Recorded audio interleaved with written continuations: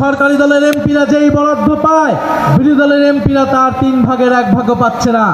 আমরা সংসদে বলেছি, যদি বিরোধী দলের এমপির সাথে আপনার কোনো শত্রুতা থাকে, আমরা সমালোচনা করি বলে দেখি যদি কোনো শত্রুতা তৈরি হয়, আপনারা আমাদের বেতন বন্ধ করুন, কিন্তু জনগণের হক, জনগণের অধিকার, সেটাকে বঞ্চিত করার অধিকার আপনাদেরকে কেউ দেয় নাই।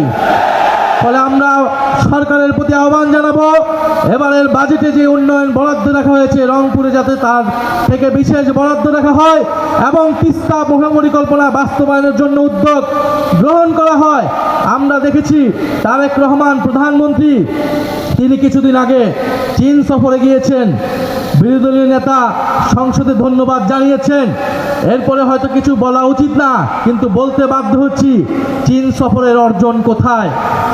চীন সফরের অর্জন হচ্ছে শূন্য। চীন সফরে আমরা এই তিস্তা মহাপরিকল্পনা নিয়ে কোনো কমিটমেন্ট পাই নাই, আমরা রোহিঙ্গা প্রত্যাবর্ষণ নিয়ে কোনো কমিটমেন্ট পাই নাই। ফলে দেশে যদি জাতীয় ঐক্য না থাকে, তারেক রহমান পৃথিবীর কোনো দেশ থেকেই কোনো ধরনের সাহায্য পাবে না। গণ অভ্যুত্থানের সাথে প্রতারণা করলে, সংস্কারের সাথে প্রতারণা করলে অলরেডি তারা IMF তাদেরকে বলে দিয়েছে ঋণ দেবে না, পৃথিবীর কোনো দেশই তাদেরকে সহযোগিতা করবে না। আমরা গণভোটের রায় বাস্তবায়নের জন্য এখানে এসেছি। এই রংপুর থেকে আবু সাঈদ বেগম রোকেয়া বিশ্ববিদ্যালয়ের ছাত্র গণ অভ্যুত্থানের ডাক দিয়েছিল।